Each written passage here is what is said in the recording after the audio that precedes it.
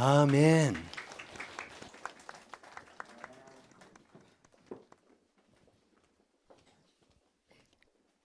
오늘의 말씀입니다. 누가복음 20장 9절에서 16절입니다. 다 함께 읽겠습니다. 그가 또 이 비유로 백성에게 말씀하시기 시작하시니라. 한 사람이 포도원을 만들어 농부들에게 새로 주고 타국에 가서 오래 있다가 때가 이름에 포도원 소출 얼마를 바치게 하려고 한 종을 농부들에게 보내니 농부들이 종을 몹시 때리고 거저 보내었거늘 다시 다른 종을 보내니 그도 몹시 때리고 능욕하고 거저 보내었거늘 다시 세 번째 종을 보내니 이 종도 상하게 하고 내쫓은지라. 포도원 주인이 이르되 어찌할까 내 사랑하는 아들을 보내리니 그들이 혹 그는 존대하리라 하였더니 농부들이 그를 보고 서로 의논하여 이르되 이는 상속자니 죽이고 그 유산을 우리의 것으로 만들자 하고 포도원 밖에 내쫓아 죽였느니라. 그런즉 포도원 주인이 이 사람들을 어떻게 하겠느냐. 와서 그 농부들을 진멸하고 포도원을 다른 사람들에게 주리라 하시니 사람들이 듣고 이르되 그렇게 되지 말아지이다 하거늘. 아멘. 오늘 성가 너무 좋은데 우리 교회의 주제곡 삼았으면 좋겠다는 생각이 너무 좋아요. 그리고 수능 있는 아이들 있는 부모님들 손 한번 들어보실래요? 수능 금년에 수능 뒷바라지 하신 부모님들 정말 한 해 동안 수고 많으셨어요. 우리 격려의 박수를.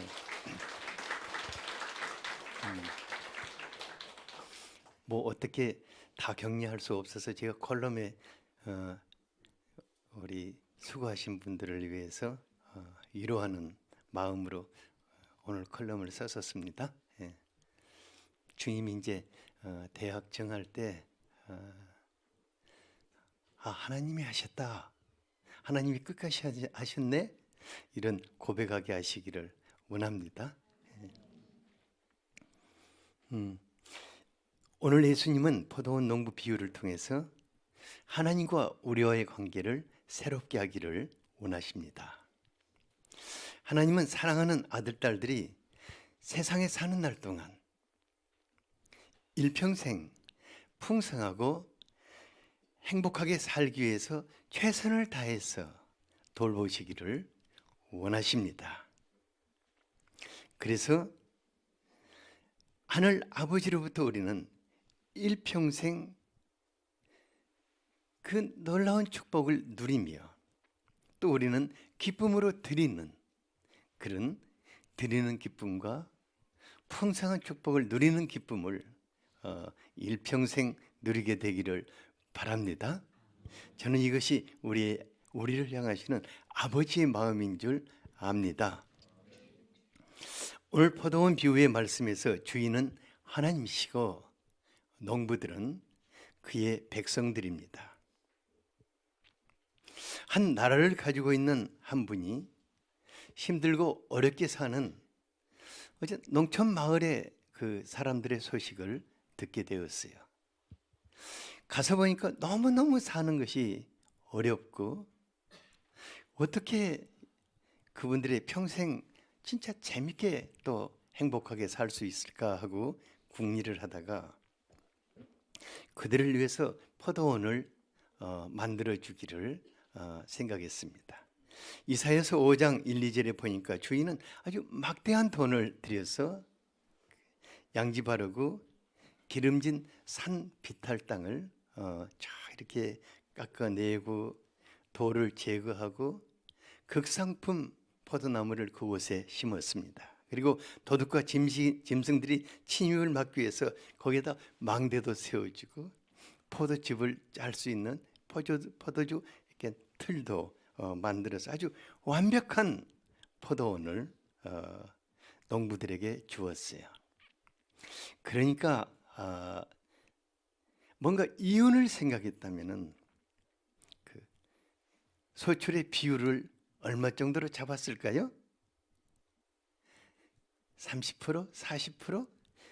50% 아마 그 정도 잡았을 것 같아요. 그런데 주인은 그렇게 하지 않고 당신들이 열심히 일해서 그 중에서 한 10분의 1만 나에게 주인으로 인정하는 마음으로 보내라고 하였어요. 그러니까 농부들은 처음에는 우리야말로 땡 잡은 사람들이다 하고 너무너무 감사를 했을 것 같아요.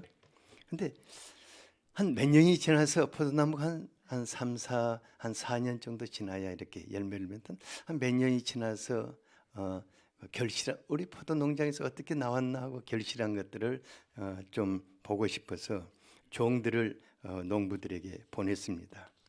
그런데 농부들은 놀랍게도 종들을 환영하고 소출을 보내기는커녕 주인이 보낸 종을 몹시 때리고 돌려보냈습니다. 주인은 뭐가 오해가 있는가 싶어가지고 2번, 3번 종들을 다시 보냈는데 그들 역시 능욕하고 심히 두들겨 패서 빈손으로 보냈습니다. 주인은 농부들을 어떻게 해야 할지 아주 근심에 빠지게 되었어요. 그래서 마지막으로 농부들의 마음을 한번 돌이켜보고자 하나뿐인 자신의 아들을 보내셔서 그 아들을 공경하면은 지금까지의 모든 죄와 허물을 다 용서해 주리라 이렇게 생각했습니다. 하지만 농부들의 마음은 어떠했습니까? 14, 15절을 같이 한번 읽어보겠습니다. 시작. 농부들이 그를 보고 서로 의논하여 이르되 이는 상속자니 죽이고 그 유산을 우리의 것으로 만들자 하고 포도원 밖에 내쫓아 죽였느니라. 그런즉 포도원 주인이 이 사람들을 어떻게 하겠느냐. 어떻게 이런 일이 있을 수 있을까? 농부들은 그 주인의 한없는 은혜를 악으로 갚은 정말 사악한 그런 사람들이었습니다. 예수님은 이 비유를 통해서 우리에게 2가지 것을 생각해 보기를 원하실 것입니다. 먼저는 거저 받은 은혜를 잃어버린 농부들 생각해 보기를 원하실 겁니다. 하나님이 맡기신 포도원이란 각 사람에게 기본적으로 주신 삶의 터전입니다. 그러므로 가정이 될 수도 있고 직장이 될 수도 있고 사업터가 될 수도 있고 신앙 공동체인 교회가 될 수도 있습니다. 많은 분들이 제가 빈손으로 왔잖아요. 제가 진짜 털털이었잖아요. 하나님이 주신 것이 너무 많다는 고백들을 해요. 정말 하나님이 내게 주신 것이 너무너무 많다고 고백합니다. 하지만 주님이 내게 주신 삶의 터전에서 온 힘 다해서 땀 흘려 일하다 보면은 내게 주어진 모든 것들이 내가 수고하고 일군 그런 내 것이라는 착각에 빠지게 되는 것을 봅니다. 이때부터 하나님과 내 자신의 관계에 대한 위치가 완전히 흔들리고 내가 누구인가를 상실하게 됩니다. 특히 저와 같이 교회를 맡고 교회를 중심으로 사는 목회자들이라든가 또 자신의 모든 것을 쏟아서 교회를 사랑하고 돌보고 세워온 분들의 마음속에는 내가 그래도 뭔가 많이 했다는 그런 마음이 생기고 또 돌아오는 것이 없으면 섭섭한 마음이 생기게 됩니다. 그래서 저의 경우는 무슨 일을 하고 나서 꼭 결사를 해요. 그리고 그걸 다 지워버려요. 왜냐하면 했다는 생각이 들지 않기 위해서. 그리고 뭔가 바라고 섭섭한 마음이 들지 않기 위해서 이렇게 지워버려요. 뿐만 아니라 우리의 삶의 터전에서도 거저받은 하나님의 은혜가 참 많지만은 그 은혜를 잃어버리면은 우리는 그때부터 하나님과의 나와의 영적인 질서가 완전히 곤두박질해 버리는 것을 보게 됩니다. 로마서 1장 21절을 같이 한번 읽어 볼까요? 예, 시작. 하나님을 알되 하나님을 영화롭게도 아니하며 감사하지도 아니하고 오히려 그 생각이 허망하여지며 미련한 마음이 어두워졌나니. 우리 모두가 하나님 알고 있잖아요. 그죠? 하나님의 은혜도 알고 있거든요.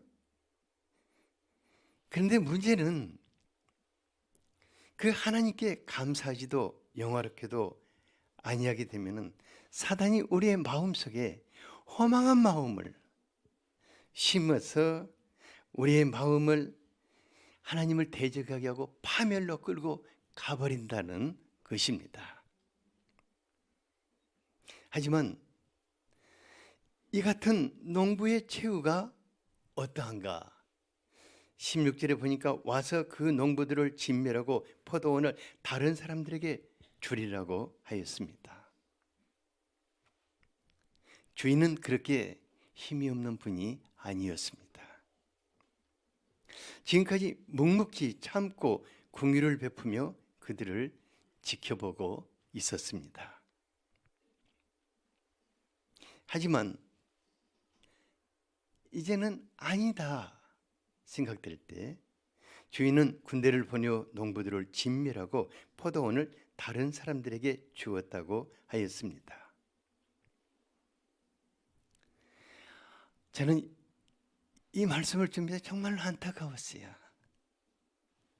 왜냐하면 농부들이 주인이 베푼 그 은혜를 마음에 새기고 그냥 주인의 몫으로 10의 10분의 1을 드렸다면 일평생, 그러니까 일평생 그 아름다운 그 풍성한 농장에서 정말 멋진 삶을, 풍성한 삶을 살 수 있었을 건데 그들뿐만 아니라 그 자손들까지도 정말 축복을 누리며 살았을 건데 마음의 그 욕심이 자신들의 인생을 한순간에 다 끝내고 말았구나 생각하니까 너무너무 정말 이렇게 안 해야겠다 하는 생각이 들어요. 옆에 분에게 우리는 이렇게 되지 맙시다.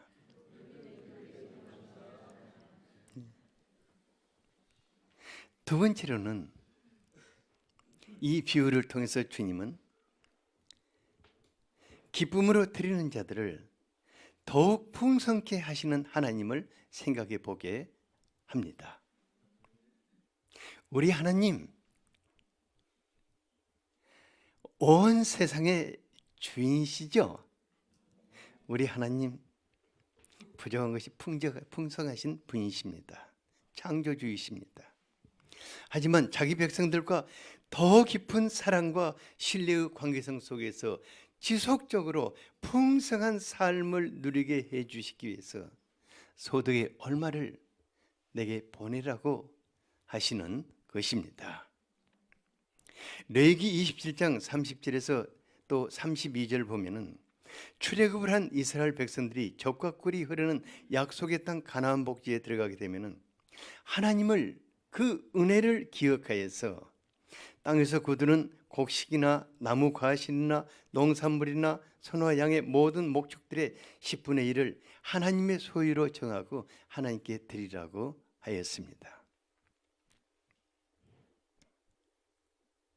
하나님의 마음을 모른다면은 왜 하나님이 이렇게 드리라고 하지? 이렇게 생각하기 쉬울 것 같아요. 제가 이제 젊었을 때 아주 신앙초기에 정말 경제적으로 어려운 때가 있었어요. 그래서 참 쉽지 않았어요. 근데 그때 목사님들은 그냥 말씀을 어찌나 그냥 강하게 전하는지 막 하나님 거 떼먹지 말라, 하나님 거 도둑질하지 말라고 막 책상을 치면서 호통을 치니까 막 마음의 상처가 되고 저는 지금도 그때 그 생각이 나가지고 여러분들에게 그렇게 못해요. 혹시라도 상처받을까 무서워가지고. 그런데 왜 하나님께서 우리가 얻은 소득의 10분의 1을 하나님께서 정하시고 하나님께 구별하여 드리게 하셨을까?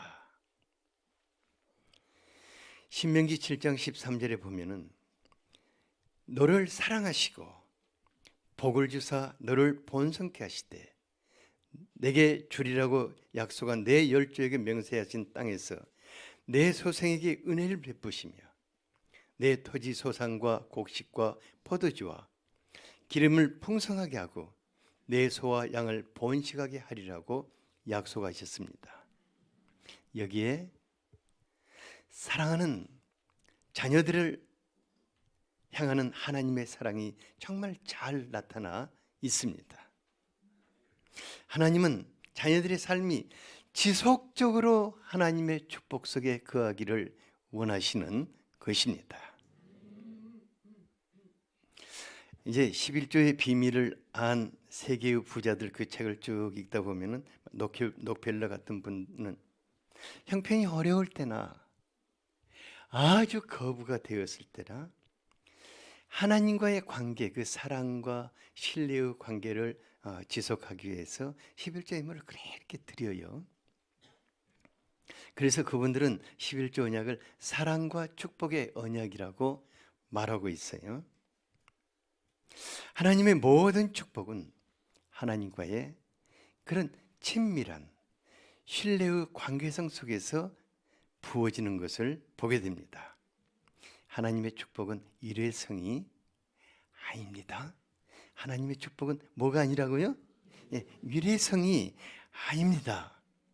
하나님의 축복은 지속적이면서도 세월이 흐르면 흐를수록 더 풍성하게 주시는 것입니다. 창세기 24장 1절 보면은 아브라함이 나이가 많아 늙었고 여호와께서 그에게 범사의 복을 주셨더라. 저는 이 말씀이 너무 기뻐요. 왜냐하면 하나님께서 아브라함을 얼마나 기뻐하셨으면 또 하나님과 아브라함의 관계가 얼마나 친밀했으면 하나님이 늙은 아브라함을 쫄쫄쫄쫄쫄쫄 따라다니시면서 그가 하는 일이면 모두 그 하는 일마다 이렇게 축복해 주셨거든요. 어떨 때는 그래요. 하나님 나도 좀 그렇게 살고 싶다고. 하나님 나를 쫄쫄쫄쫄쫄 따라다니면서 내가 하는 일마다 축복해. 여러분들이 그렇게 되기를 바랍니다. 욥기 42장 12, 13절을 보면은 욥의 말년이 욥의 처음보다 더 복되고 그가 양 14,000과 낙타 6,000과 소 1,000개와 암나귀 1,000을 두었고 아들 7과 딸 3을 두었다고 했어요. 실은요 욥기를 이렇게 쭉 읽으면 고생 좀 많이 한 분이에요. 그런데 하나님께서 끝까지 하나님을 놓지 않는 그 욥을 기뻐하시고 그의 말년의 때를, 그러니까 여러분 이게 중요합니다. 왜냐하면 청년의 때는 좀 고생해도 돼요. 근데 말년의 때가 중요합니다. 그 말년의 때 하나님이 그 삶을 복되게 하셨다고 하였습니다. 옆에 분에게 말년의 때가 중요합니다. 네. 우리 하나님이 여러분들의 삶을 아브라함 같게 하시고 욥과 같게 하시기를 원하십니다. 하나님의 축복은 일방적인 것이 아닙니다. 창세기 22장에 보면은 하나님이 어느 날 아브라함에게 오셔서 독자 이삭을 내게 번제로 드리라고 그래요. 기가 막힌 명령을 하십니다. 그런데 아브라함은 하나님을 신뢰했어요. 그리고 하나님이 내게 무엇을 하시기 위해서 이 일을 시키셨을까 하고는 이삭을 하나님께 드리고자 했거든요. 하나님 너무너무 감동을 받으셔가지고 아브라함을 축복하셨어요. 창세기 22장 16절에서 18절을 여러분들의 것이 되기를 원합니다. 같이 한번 읽어봅시다. 시작. 한번 띄워주세요.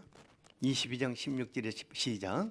이르시되 여호와께서 이르시기를 내가 나를 가리켜 맹세하노니 내가 이같이 행하여 내 아들 내 족자도 아끼지 아니하였은즉 내가 내게 큰 복을 주고 내 씨가 크게 번성하여 하늘의 별과 같고 바닷가의 모래 같게 하리니 내 씨가 그 대적의 성문을 차지하리라.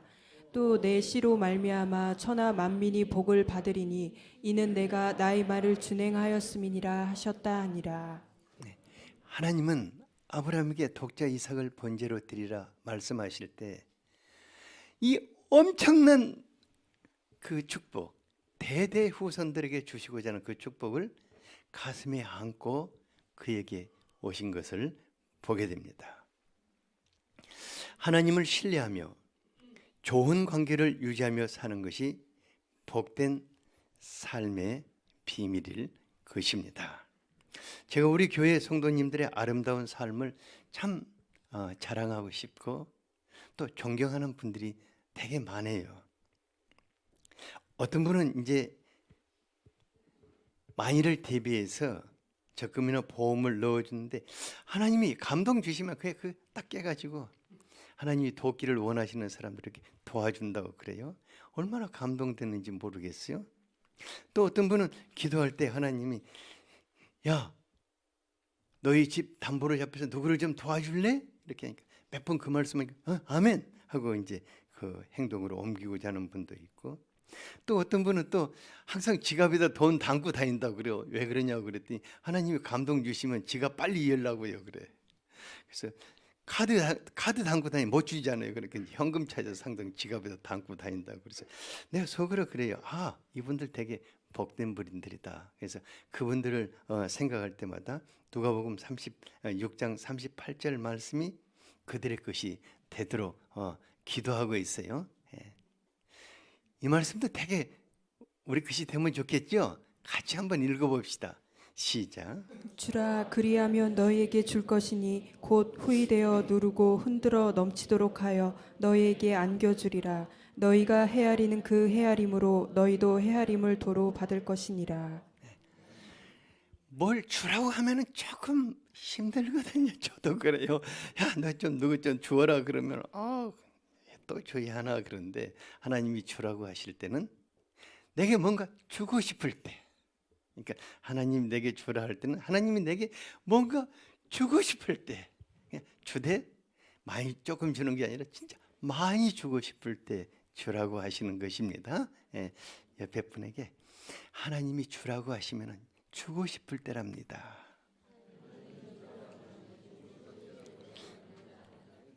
여러분들 없는 거 주라고 안 하니까 하나님이 줘라 감동 좀 주세요. 우리가 경제적으로 참 어려운 시대에 살고 있습니다. 이 어려운 시기에 우리의 삶을 누가 보장해 줄 수 있는가? 아무도 없어요. 또 우리가 언제 우리의 삶이 무너질지도 알 수 없습니다. 하지만 하나님은 자신의 사랑한 자녀들의 삶을 풍성하고 넘치는 축복을 누리며 살기를 원하십니다. 누리되 지속적으로 우리 일평생 우리가 주님의 나라에 가는 그 시점까지 이 세상에서 풍성함을 누리기를 원하시는 것입니다. 그러므로 우리가 하나님께 드리는 기쁨을 드리고 하나님이 우리에게 주시는 것을 또 누리는 기쁨을, 그런 삶을 살 수 있게 되기를 원합니다. 하나님이 여러분들의 삶을 그렇게 하시기를 축복합니다. 이 삶이 우리의 삶이 되도록 같이 한번 기도하겠습니다. 사랑하는 아버지 하나님, 우리에게 아름다운 삶의 터전을 주셔서 감사합니다. 또 주님과 더불어 살 수 있도록 아름다운 교회를 주신 것을 감사합니다. 우리가 하나님 사랑하여서 하나님께 드리는 기쁨을 누리고 또 하나님으로부터 받아서 누리는 기쁨을 평생 사는 날 동안 누리는 아름답고 복된 삶을 살게 하시기를 원합니다. 주님, 우리의 마음속에 인색한 마음을 가져가시고 욕심을 가져가시고 일평생 아브라함과 같이 살게 하여 주시기를 원합니다. 하나님을 한없이 자랑하기를 원합니다. 예수 그리스도 이름으로 기도하였습니다. 아멘.